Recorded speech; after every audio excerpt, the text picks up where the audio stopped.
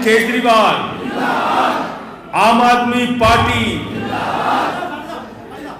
और एक बार हम लोग बाबा साहब के लिए जोरदार उद्घोष करेंगे। अरे जय जय जय जय जय भीम, जय जय जय जय जय भीम, जय जय जय जय जय भीम।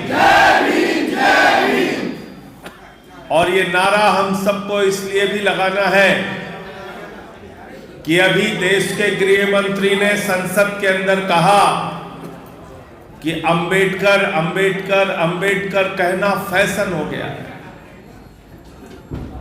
अमित शाह जी, मोदी जी, अंबेडकर अंबेडकर अंबेडकर कहना आपके लिए फैशन हो सकता है, आम आदमी पार्टी के कार्यकर्ता के लिए सम्मान और गौरव का प्रतीक है बाबा साहब।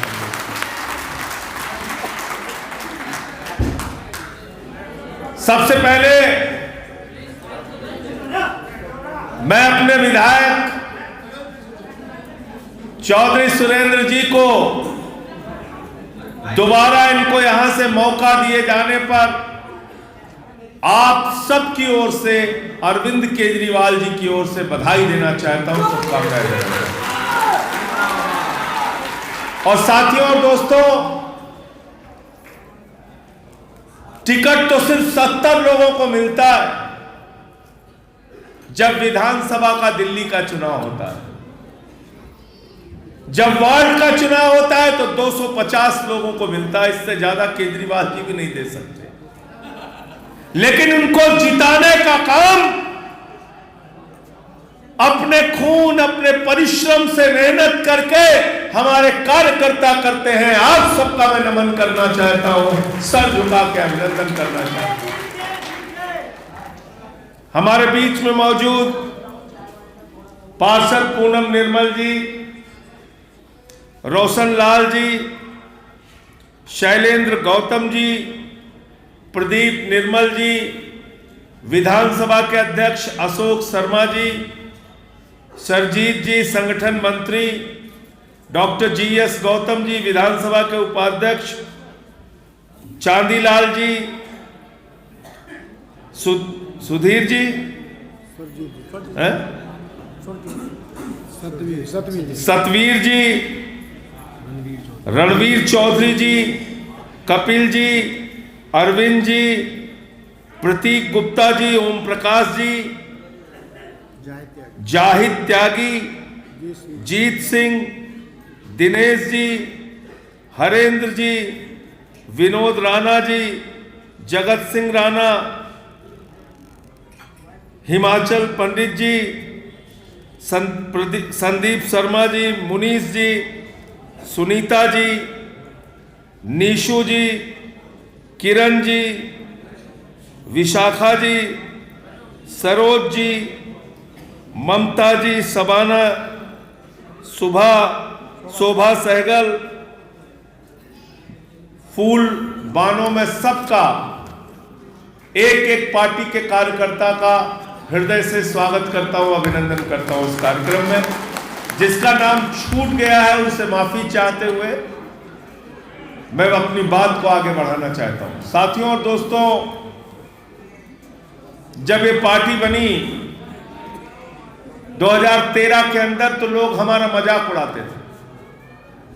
एक नेता अभी भारतीय जनता पार्टी के इस दुनिया में नहीं है, मैं उनके प्रति पूरे सम्मान से आप लोगों को याद दिलाना चाहता हूं कि उस नेता ने कहा था बीजेपी के कि अगर 6 सीट आ गई 2013 के चुनाव में तो मैं राजनीति से संन्यास ले लूंगा। लेकिन दिल्ली के लोगों ने पहले चुनाव में ही 28 सीटें देके आम आदमी पार्टी को दिल्ली की सत्ता पर बिठाया। 49 दिन की सरकार चली, फिर केजरीवाल जी ने इस्तीफा दे दिया। हमारे साथी जब प्रचार करने के लिए जाते थे तो लोग दरवाजे बंद कर लेते थे। प्रदीप जी को याद होगा, अपमानित करते थे लोग, कहते थे हमने तो वोट दिया था, आपके नेता छोड़ के चले गए।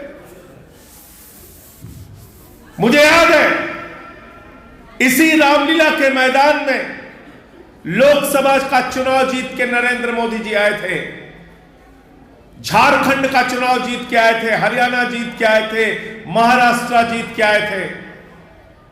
अहंकार से लवरेज नरेंद्र मोदी जी ने कहा था ये केजरीवाल तो बदनसीब है, इसको जंगल में भेज देना चाहिए, मैं नसीब वाला हूं, मुझे वोट दे देना। दिल्ली के लोगों ने कहा लोकतंत्र के असली मालिक हम हैं नरेंद्र मोदी जी, हम तकदीर बनाते हैं, हम तकदीर बिगाड़ते हैं। 67 सीटें देके केजरीवाल जी को विधानसभा में भेजा और भारतीय जनता पार्टी को स्कूटर पार्टी बना दिया। स्कूटर पार्टी का मतलब समझे? 3 विधायक आए थे उनके, 3 विधायक। फिर 5 साल तक दिल्ली के लोगों के लिए काम किया केजरीवाल जी ने, बिजली पे, पानी पे, शिक्षा पे, स्वास्थ्य पे, माताओं बहनों के लिए बस की फ्री यात्रा पे, बुजुर्गों की तीर्थ यात्रा पे। और जब 5 साल के बाद चुनाव में 2020 के अंदर गए तो अरविंद केजरीवाल ने कहा दिल्ली के लोगों अगर काम किया है तभी वोट देना, काम नहीं किया है तो वोट मत देना। यह हिम्मत और साहस अगर भारतीय राजनीति में किसी नेता के अंदर है तो उसका नाम है अरविंद केजरीवाल, जो काम की राजनीति करते हैं, शिक्षा की राजनीति करते हैं, स्वास्थ्य की राजनीति करते हैं। अरविंद केजरीवाल जी दिल्ली के मुख्यमंत्री बने तो मनीष सिसोदिया जी के साथ सरकारी स्कूलों का दौरा करने जाते थे। मकड़ी के जाले लगे रहते थे सरकारी स्कूलों में, बच्चे टाट पट्टी पे बैठ के पढ़ते थे। बच्चियों के लिए टॉयलेट का इंतजाम नहीं होता था। वो शिक्षा जिसके लिए बाबा साहब ने कहा शिक्षा शेरनी का दूध है, जो पिएगा दहाड़ेगा, उस शिक्षा के ऊपर सबसे बेहतरीन काम करने का अगर किसी ने काम किया तो अरविंद केजरीवाल ने किया। आपके बच्चों के पढ़ाई के लिए जहां मकड़ी के जाले लगे रहते थे वहां एयर कंडीशन कमरे आपके बच्चों की पढ़ाई के लिए बनाए, एथलीट के ग्राउंड बनाए, हॉकी के ग्राउंड बनाए, स्विमिंग पूल का निर्माण कराया। और अमेरिका के राष्ट्रपति ट्रंप की पत्नी हिंदुस्तान आई तो मोदी जी ने कहा गुजरात का स्कूल देख लो, उसने कहा नहीं देखना। बोले मध्य प्रदेश का स्कूल देख लो, उसने कहा नहीं देखना। बोले हरियाणा का स्कूल देख लो, उसने कहा नहीं देखना। बोले योगी बाबा का स्कूल देख लो, उसने कहा नहीं देखना। तो मोदी जी ने ट्रंप की पत्नी से कहा कि मैडम देखना क्या है? तो बोली कि हमें केजरीवाल का स्कूल देखना। आई थी कि नहीं अमेरिका के राष्ट्रपति की पत्नी? देखा था ना स्कूल नंद नगरी में। पहले लोग कहते थे अमेरिका से सीखो, अमेरिका से सीखो। आज अमेरिका वाला कह रहा है केजरीवाल से सीखो, टोपी वालों से सीखो, आम आदमी पार्टी वालों से। राजनीति और क्या है मेरे भाई? अगर सरकार आपको है तो शिक्षा पे काम करो, स्वास्थ्य पे काम करो, बिजली पानी पे काम करो, लोगों की जिंदगी को बेहतर बनाने के लिए काम करो। लेकिन भारतीय झगड़ा पार्टी ने तो पूरे देश में हिंदू मुसलमान करा के झगड़ा कराने का काम किया। ये झगड़ा कराने वाले देश की तरक्की नहीं कर सकते। झगड़ा कराने वाले देश की तरक्की नहीं कर सकते। अपने घर पे लिख के टांग लेना इसको, रोज सुबह उठ के पढ़ा करो। झगड़ा कराने वाले देश की तरक्की नहीं कर सकते। केजरीवाल जी ने मोहल्ला क्लिनिक का मॉडल दिया। 200 तरह की जांच फ्री होती है, अल्ट्रासाउंड मुफ्त में होता है, दवाएं मुफ्त में मिलती हैं, डॉक्टर मुफ्त में देखता है। केजरीवाल जी ने बिजली का बिल माफ किया। 90% लोगों के घरों में जीरो बिजली का बिल आता है। लोग दिल्ली में नारा लगाते हैं बिजली का बिल है जीरो, केजरीवाल हमारा हीरो है। आता नहीं आता बताओ? पानी का बिल जीरो, बिजली का बिल जीरो। पहले दिल्ली में कोई रेडी वाला होता था, रिक्शे वाला होता था, गरीब आदमी होता था, सुबह उठता था, पहले अपनी बेटी का चेहरा देखता था, फिर अपनी जेब की तरफ देखता था। मजदूरी करने वाली अपनी पत्नी को देखता था, फिर अपनी जेब की तरफ देखता था। आज हमारी पत्नी मजदूरी के लिए कैसे जाएगी, बेटी कॉलेज कैसे जाएगी? अरे 100 रुपए तो जेब में है नहीं कि बस का किराया दे दूं। तो इस दर्द को अरविंद केजरीवाल ने समझा। उन्होंने कहा माताओं, बहनों और बेटियों के लिए बस की यात्रा पूरी तरीके से दिल्ली में फ्री होगी। फरिश्ते जैसी स्कीम लागू किया मेरे भाइयों, और उस फरिश्ते स्कीम के अंदर दिल्ली में हमने ऐसी योजना बनाई, आज उसकी चर्चा पूरी दुनिया में हो रही है। केजरीवाल साहब ने कहा रास्ते में कोई एक्सीडेंट का पीड़ित मिल जाए तो उसको छोड़ के भागना नहीं, उसके लिए फरिश्ते बन जाना, उठाकर अस्पताल पहुंचाना, 2000 रुपए पहुंचाने का भी केजरीवाल सरकार देगी, और 50 लाख भी खर्च हुआ तो अरविंद केजरीवाल की सरकार देगी। यह काम हमने करके दिखाया दिल्ली में। बुजुर्गों के लिए तीर्थ यात्रा फ्री करके दिखाया। तो बिजली फ्री, पानी फ्री, शिक्षा फ्री, इलाज फ्री, बुजुर्गों के लिए तीर्थ यात्रा फ्री, माताओं बहनों के लिए बस की यात्रा फ्री। 6 रेवड़ियां केजरीवाल जी की मिल रही हैं, 2 और लेके आ रहे हैं। 7वीं रेवड़ी है, हर माता बहन के खाते में हर महीने 2100 रुपए नई सरकार बनने के बाद, केजरीवाल जी के मुख्यमंत्री बनने के बाद। रजिस्ट्रेशन आज से शुरू हो गया। विधायक जी इसको करा लेना अच्छे से, सब लोग अपने, जो पार्षद भी हैं सब लोग अपने अपने, और जितने भी हमारे पदाधिकारी हैं सब लोग करा लीजिएगा। सारे महिलाओं का रजिस्ट्रेशन होना चाहिए। जिसके घर में 5 महिलाएं हैं उसके यहां 10,500 रुपए हर महीने आएगा। और 8वीं रेवड़ी क्या है? 8वीं रेवड़ी क्या है? संजीवनी योजना। संजीवनी योजना, अरे सोचिए जरा कितनी बड़ी बात है ये संजीवनी योजना में। 60 साल के बाद कई बार माँ बाप को लोग बोझ समझते हैं, माँ बाप को लोग ओल्ड एज होम में रखने लगते हैं, वृद्धा आश्रम में रखने लगते हैं। लेकिन इस दर्द को केजरीवाल जी ने समझा कि जब वो बुजुर्ग आदमी जाता है, कहता है भाई हमारा हेल्थ इंश्योरेंस कर दो, तो इंश्योरेंस की कंपनी कहती है आप बूढ़े हो चुके हैं, आपका इंश्योरेंस तो हम नहीं कर पाएंगे। अरविंद केजरीवाल ने कहा 60 साल के ऊपर जितने भी दिल्ली के बुजुर्ग होंगे उसकी जिम्मेदारी अरविंद केजरीवाल की है। मैं आपका बेटा हूं, आपका भाई हूं, आपके इलाज की पूरी जिम्मेदारी केजरीवाल की सरकार की होगी। 60 साल के ऊपर के बुजुर्गों का चाहे 50 लाख रुपए इलाज में खर्च होगा, अरविंद केजरीवाल की सरकार। आम आदमी पार्टी, आम आदमी पार्टी, कितनी बड़ी योजना।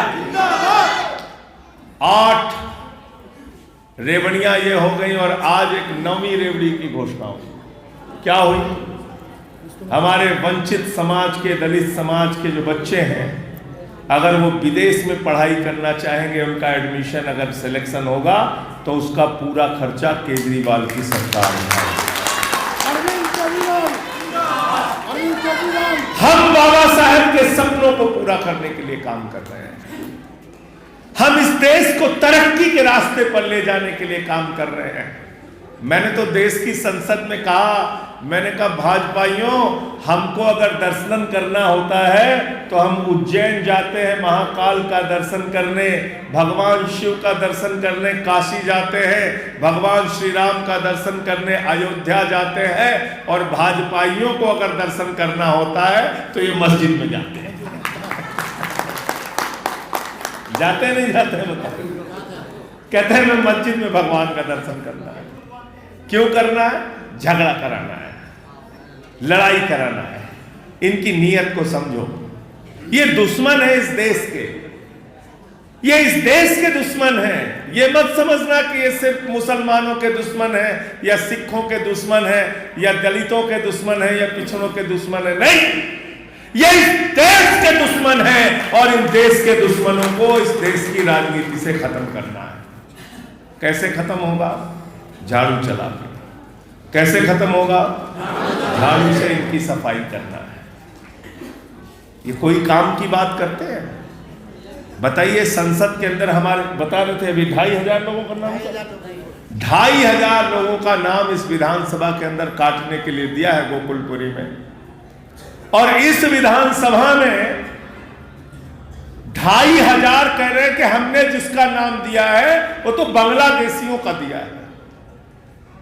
2500 लोगों का नाम यहां दिया, 11000 का सहदरा में दिया, 4000 का तुगलकाबाद में दिया। अरे एक बूथ है तुगलकाबाद में, वहां 600 नाम दे दिया कटाने का, 1300 नाम है और कह रहे हैं सब बांग्लादेशी। तो मैंने संसद के अंदर कहा, मैंने कहा नड्डा साहब, भारतीय जनता पार्टी के लोगों, तुम क्या समझते हो दिल्ली वाले घास खाते हैं? अरे हम भी रोटी खाते हैं, हमारे भी दिमाग है। ये अगर बांग्लादेशी यहां रह रहे हैं दिल्ली के अंदर तो 10 साल से तुम्हारी सरकार घास छील रही थी, तुमको इस्तीफा देना चाहिए पद पे रहने का अधिकार। अच्छा, बांग्लादेश की सीमा किससे लगती है भाई? त्रिपुरा से लगती है, बंगाल से लगती है, आसाम से लगती है, लगती नहीं लगती बताओ? सीमा के सुरक्षा की जिम्मेदारी किसकी है? नरेंद्र मोदी और अमित शाह की। तो एक बांग्लादेशी त्रिपुरा पार करके, आसाम पार करके, बंगाल पार करके, झारखंड पार करके, बिहार पार करके, यूपी पार करके, अरे दिल्ली कैसे आ गया? क्या कर रहे थे तुम लोग? इसका मतलब तुम नफरत फैलाना चाहते हो, झगड़े कराना चाहते हो। ये हम दिल्ली में होने मैंने लिस्ट पढ़ना शुरू किया तो भाजपाई बौखला गए बिल्कुल से। अब संयोग देखिए कि पहला नाम राम सिंह का आया, दूसरा नाम राम का आया। मैंने कहा भैया बांग्लादेशी का नाम राम सिंह है, राम है, छोटे लाल वर्मा है, सुनीता है, मुकेश दुबे है, विजय पांडे है, ये सब बांग्लादेशी हैं। तो हमारे पूर्वांचल के भाइयों का वोट कटवाया जा रहा है, यूपी बिहार के लोगों का वोट कटवाया जा रहा है, जो 40-40 साल से दिल्ली में रह रहे हैं, अपने खून पसीने श्रम से दिल्ली को बनाने का काम किया।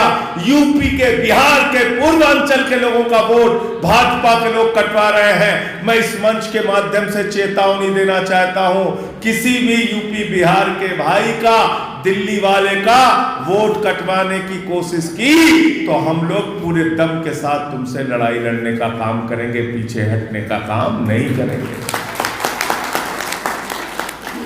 इसलिए वोटर लिस्ट पे पूरा ध्यान रखना। वो बरेली में एक ममीरे का सुरमा बिकता है ना, बरेली वाले हैं कोई यहाँ पे? उसके ऊपर लिखा रहता है ममीरे के सुरमे के ऊपर, नक्कालों से। तो बहुत बड़े नक्काल हैं, लोगों ने 46 लाख वोट कटवा दिया भैया महाराष्ट्र में। सोचिए कितने बड़े बेईमान हैं। लोकसभा का चुनाव हुआ और 6 महीने के बाद विधानसभा का चुनाव हुआ महाराष्ट्र में, 46 लाख वोट कटवा दिया लोगों ने। तो केजरीवाल जी ने इनकी गर्दन पकड़ लिया, केजरीवाल जी ने पकड़ लिया कि यहां भी वोट कटवाना चाहते हैं। तो हमने कहा भाजपाइयों होश में रहना। हम भी गए थे चुनाव आयोग, हमने कहा हमारे एक भी व्यक्ति का वोट कटा, पूर्वांचल के, यूपी के, बिहार के, दिल्ली वाले का वोट। अभी मैं गया था नजफगढ़, वहां एक महिला खड़ी हो गई, कहने लगी हमारा नाम सरोज सहरावत है, हमारा नाम काट दिया। मैंने कहा भैया ये सहरावत तो, ये तो जाट समाज से है, तो ये बांग्लादेशी हो गई। तो इसलिए ये बहुत बड़े फरेबी झूठे लोग हैं। और मैंने जैसा कहा आपको कि देश के दुश्मन हैं, देश को बांटना चाहते हैं, झगड़े कराना चाहते हैं। इनको ना तो आपके बच्चों की पढ़ाई की चिंता है, ना तो आपके इलाज अस्पताल की चिंता है, ना तो आपकी जिंदगी में कैसे बदलाव आएगा उसकी चिंता है, ना तो रोजगार की चिंता है, ना महंगाई कम करने की चिंता है। खाली दिन रात हिंदू मुसलमान झगड़ा लड़ाई। तो मैंने दिल्ली वालों से कहा है, जब ये कहे हिंदू मुसलमान हिंदू मुसलमान हिंदू मुसलमान, तुम चिल्ला चिल्ला के कहना स्कूल अस्पताल स्कूल अस्पताल स्कूल अस्पताल। ये काम आपको करना है। एक तरफ झूठ बोलने वालों की पार्टी है, 2 करोड़ नौकरी देंगे हर साल, झूठ बोला। महंगाई कम करेंगे, झूठ बोला। किसानों के फसल का दाम 2 गुना कर देंगे, झूठ बोला। काला धन लाएंगे जहाज में भर भर के और हर खाते में कितना पहुंचा देंगे सबको याद है, कोई भूला नहीं। ये हमारी बहनें बैठी हुई हैं, इन्होंने अपने पति से छिपा के 1000-500 की नोट घर के संदूक में रखी थी कि अगर बेटी की शादी होगी तो ये पैसा काम आएगा, घर में कोई बीमार हो जाएगा तो ये पैसा काम आएगा, छोटा सा घर आसियाना बनाना होगा तो ये पैसा काम आएगा। नरेंद्र मोदी जी ने कहा, माताओं और बहनों यही तो काला धन है, नोटबंदी कर दी, लाइन में लगो, खड़ा कर जमा कर, लाइन में खड़े होकर जमा कर। किया नहीं किया बताओ? पैसा खाली करा लिया ना, तो उसका बदला झाड़ू चला के लेना है आप लोग। पक्का ना? तैयार हो सब लोग? तैयार हो? तो एक तरफ झूठ बोलने वालों की पार्टी है भारतीय झूठा पार्टी, एक तरफ झगड़ा कराने वालों की पार्टी है भारतीय झगड़ा पार्टी, एक तरफ सच बोलने वालों की पार्टी है आम आदमी पार्टी, एक तरफ वादे से ज्यादा काम करने वालों की पार्टी है अरविंद केजरीवाल की पार्टी। और अरविंद केजरीवाल जिनका चुनाव निशान क्या है? जोर से बोलिए। झाड़ू बहुत काम की चीज है। घर की सफाई करनी है तो क्या चाहिए? मोहल्ले की सफाई करनी है तो क्या चाहिए? शहर की सफाई करनी हो तो क्या चाहिए? अरे देश की सफाई करनी हो तो क्या चाहिए? और किसी के दिमाग पे भूत सवार हो जाए तो भूत उतारने के लिए क्या चाहिए? हमारे यूपी बिहार में जब किसी को भूत सवार हो जाता है, 4 लोग टांग पकड़ के ले जाते हैं, मार झाड़ू मार झाड़ू मार झाड़ू, उसका भूत उतार देते हैं। तो जब फरवरी में चुनाव हो तो हमारे साथी सुरेंद्र जी को, चौधरी साहब को यहाँ से जिता के आपको भेजना है और झाड़ू चलाना है, इनको फिर से विधानसभा में भेजना है, केजरीवाल जी को फिर से मुख्यमंत्री बनाना है, माताओं बहनों के लिए 2100 की योजना और बुजुर्गों के लिए फ्री इलाज की योजना पूरी तरीके से लागू।